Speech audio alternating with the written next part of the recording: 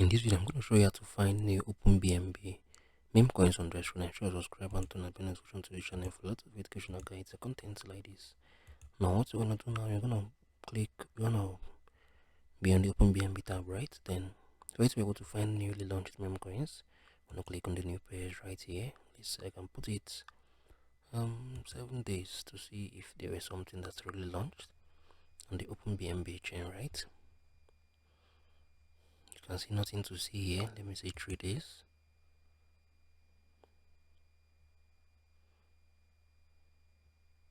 Nothing as well. 24 hours.